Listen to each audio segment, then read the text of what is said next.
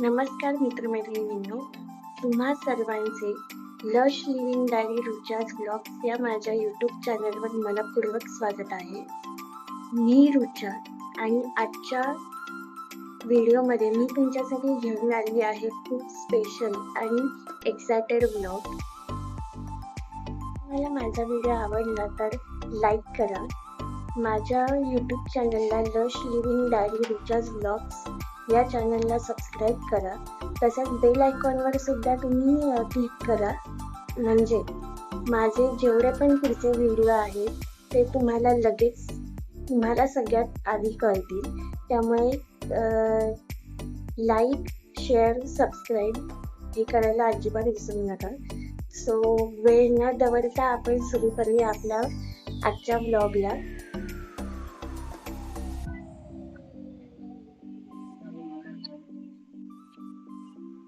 आम्ही आता चाललोय नवीन ब्लॉग करायला. चाललोय मुंबईत महालक्ष्मीचं दर्शन, देवी महालक्ष्मीचं दर्शन घ्यायला. ठिकाण आम्ही बघू, जेवढी शक्य होतील तेवढी, जास्तीत जास्त प्रयत्न करू. मम्मी आणि आम्ही दोघींनी आमच्या इथून ठाकुर्लीसाठी रिक्षा पकडली. ठाकुर्ली स्टेशनला जाताना इथे काही आता नवीन रेस्टॉरंट सुरू झाली आहेत, ते तुम्ही बघू शकता डाव्या साईडला. ठाकुर्ली स्टेशनवर पोचल्यावर वर जाण्यासाठी पायऱ्या आणि सरकते जिने असे 2 पर्याय होते. CSTला जाणारी ट्रेन पकडण्यासाठी आम्ही 2 नंबर प्लॅटफॉर्मवर गेलो आणि तिथे चालत जाऊन फर्स्ट क्लासच्या डब्यापाशी उभे राहिलो. इंडिकेटरवर ट्रेन लावलेली आहे, त्यामुळे आम्ही ट्रेन येण्याची वाट बघत आहोत. सो फायनली आता ट्रेन येत आहे.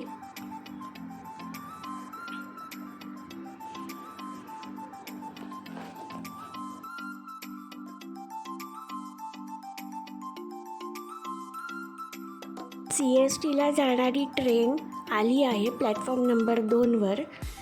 आता ट्रेनमध्ये बसून आमचा चिंचपोकळीचा प्रवास सुरू झाला आहे.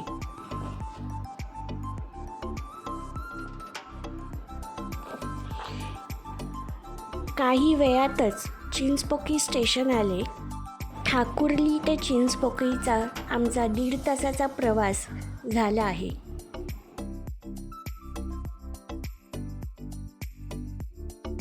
तिथे उतरून रेल्वे ब्रिज चढून आम्ही चिंचपोकळी वेस्टला आलो. तिथून आता महालक्ष्मीला जाण्यासाठी आम्ही टॅक्सी शोधायला सुरू करू.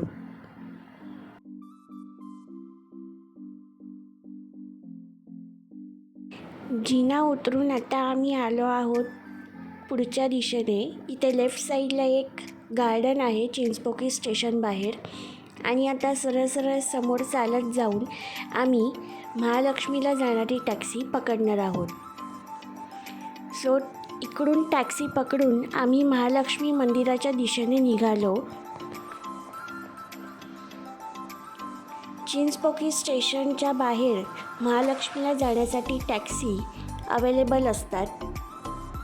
सो इकडून टॅक्सी पकडून तुम्ही महालक्ष्मीला अगदी सहजरित्या जाऊ शकता. भायखळावरून सुद्धा जाऊ शकता किंवा डायरेक्ट सेंट्रल वेस्टर्न रूटसुद्धा आहे. बघता बघता महालक्ष्मी मंदिराच्या जवळपासचा परिसर आला आहे.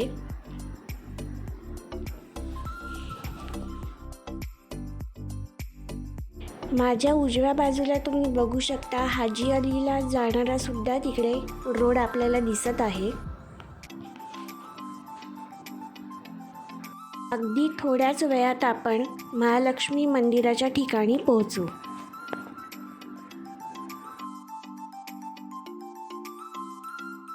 रस्ता ओलांडून समोर जी गल्ली दिसत आहे तिथूनच आम्ही मंदिराच्या दिशेने निघालो.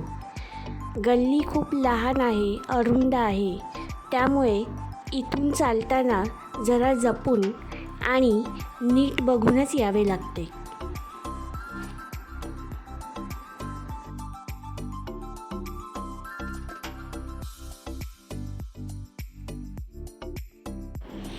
अखेर समोर महालक्ष्मीचे मंदिर दिसू लागले. मी पहिल्यांदाच महालक्ष्मी देवीच्या दर्शनाला आले आहे. बाहेर ऊन खूप असल्यामुळे लवकर दर्शन झाले तर फारच उत्तम होईल असा विचार मनात येत होता. आजूबाजूला तुम्ही बघू शकता की देवीच्या दर्शनासाठी किंवा पूजेसाठी स्टॉल्स भरपूर आहेत. मंदिराच्या जवळच एक आम्हाला स्टॉल दिसला. तिथून आम्ही पूजेची आणि फुलांची टोपली घेतली. तिथे 50 रुपयांपासून ते 100 रुपयापर्यंत वेगवेगळ्या दराच्या टोपल्या उपलब्ध आहेत. तुम्हाला हवी त्याप्रमाणे तुम्ही टोपली निवडू शकता. आता मंदिरात जायचे होते, तेही अनवाणी पायाने. मंदिराच्या आत फोटो काढण्यास आणि व्हिडिओ शूटिंगला परवानगी नसल्यामुळे आम्ही तिथला कोणताही व्हिडिओ शूट केला नाही. पण महालक्ष्मी देवीचे दर्शन अतिशय सुंदर आणि प्रसन्न झाले. अगदी मनापासून देवीचे रूप डोळ्यात साठवून घेता आले. दर्शन झाल्यावर बाहेर येताना जसे जमले तसा आम्ही एक छानसा फोटो लगेच काढून घेतला. साधारणपणे मंदिराच्या बाहेर आल्यावर खूप शांत वाटते. आम्ही गेलो तेव्हा नशिबाने गर्दी कमी होती, पण आम्ही बाहेर आल्यानंतर गर्दी खूपच वाढली. संपूर्ण मंदिर परिसरात वावरताना मनाला एक वेगळीच शांतता आणि प्रसन्नता लाभली. चला तर मग, महालक्ष्मी देवीचे दर्शन तर खूप छान झाले. आता निघूया आमच्या पुढच्या ठिकाणाकडे.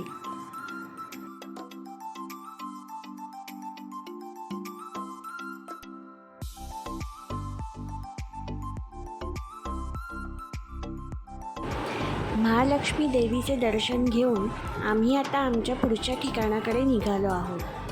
आमचे पुढचे ठिकाण कोणते असेल, काही अंदाज? बरं, सस्पेन्स न ठेवता मीच सांगते. तोपर्यंत तुम्ही सगळ्यांनी कमेंटमध्ये नक्की सांगा पुढचं ठिकाण काय असेल. पण त्याआधी हे बघा, या बाजूला महालक्ष्मी रेल्वे स्टेशनची एक्झिट आहे. तर आपले पुढचे ठिकाण आहे काहीतरी चमचमीत आणि झणझणीत. आता झणझणीत म्हणजे नक्की काय असा प्रश्न तुम्हाला पडला असेल ना? तर आम्ही चाललो आहोत थेट लालबागच्या प्रसिद्ध मसाला गल्लीत. होय, लालबागची तीच गल्ली जिथे सर्व प्रकारचे अस्सल मसाले अगदी सहज मिळतात.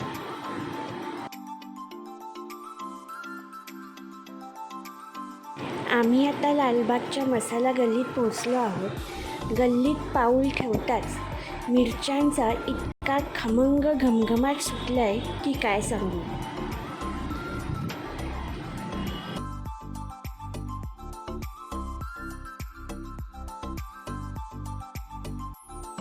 इथे डोळ्यासमोर ताजे मसाले तयार होताना पाहायला मिळतात.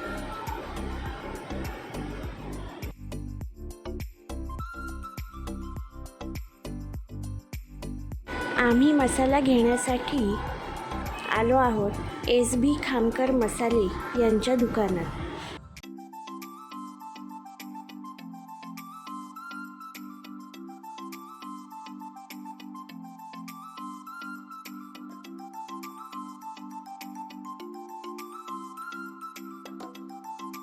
खामकर मसाले यांच्या दुकानाच्या बाहेर बेडगी, शंखेश्वरी अशा अनेक प्रकारच्या मिरच्यांचे ढीग मांडलेले दिसत आहेत. मसाला बनवण्यासाठी जे जे साहित्य लागते, जे खडे मसाले लागतात, सुकं खोबरं, ते सगळं यांच्याकडे उपलब्ध आहे. गोडा मसाला, लाल तिखट, मालवणी मसाला, तुम्हाला जो हवा तो मसाला तुम्ही इथे आवडीनुसार तयार करून घेऊ शकता. हा झणझणीत प्रवास अनुभवल्यानंतर आम्ही निघालो पेटपूजा करायला. पेटपूजेसाठी मुंबईत एक अप्रतिम आणि सगळ्यांच्याच आवडीचे ठिकाण आहे. सांगा बरं कोणते?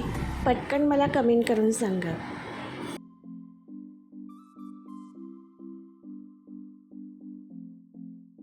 हो, अगदी बरोबर ओळखलं तुम्ही. आम्ही आलो आहोत मुंबईतील अत्यंत प्रसिद्ध अशा लाडू सम्राटमध्ये. लाडू सम्राटच्या बाहेर नेहमीप्रमाणेच बरीच वेटिंग होती. तिथे आल्यावर तुम्हाला टोकन नंबर दिला जातो आणि नंबर येईल तसे आत सोडले जाते.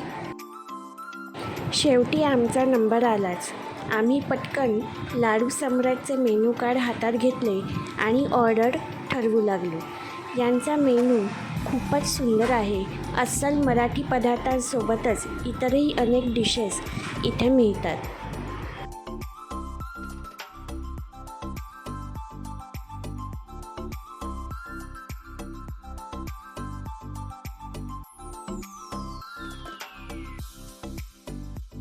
हॉटेलचे इंटिरियर छान आहे. जागा थोडीशी लहान आहे, पण त्यांनी जर हे अजून मोठे रेस्टॉरंटसारखे केले तर खूपच भारी होईल. इथे आपल्याला मराठमोळी संस्कृती आणि जुनी मुंबई यांचे फोटो देखील बघायला मिळतात. आम्ही खाण्यासाठी जे मागवले ते रवा मसाला डोसा, गरम गरम पावभाजी, त्यासोबतच थंडगार ताक आणि कुरकुरीत मिनी कोथिंबीर वडी. लाडू सम्राटमध्ये मस्तपैकी पोटभर जेवून आम्ही आमच्या परतीच्या प्रवासाला निघालो. चिंचपोकळी स्टेशनवरून ट्रेन पकडली आणि आम्ही घराकडे रवाना झालो. एकंदरीत आजचा पूर्ण दिवस खूपच छान गेला. सगळी ठिकाणे व्यवस्थित बघून झाली आणि अनेक सुंदर आठवणी जमा झाल्या, ज्या कायम लक्षात राहतील. तुम्हाला आजचा हा प्रवास कसा वाटला? Lush living diary Rucha's vlogs पाहत राहा. जर व्हिडिओ आवडला असेल तर लाईक, शेअर आणि सबस्क्राईब नक्की करा. आणि हो, बेल आयकॉनवर क्लिक करायला विसरू नका, जेणेकरून पुढच्या सर्व व्हिडिओचे अपडेट्स तुम्हाला सगळ्यात आधी मिळतील. Bye bye. बघत राहा lush living diary Rucha's vlogs. भेटूया आपण पुढच्या व्लॉगमध्ये. Bye bye. Take care.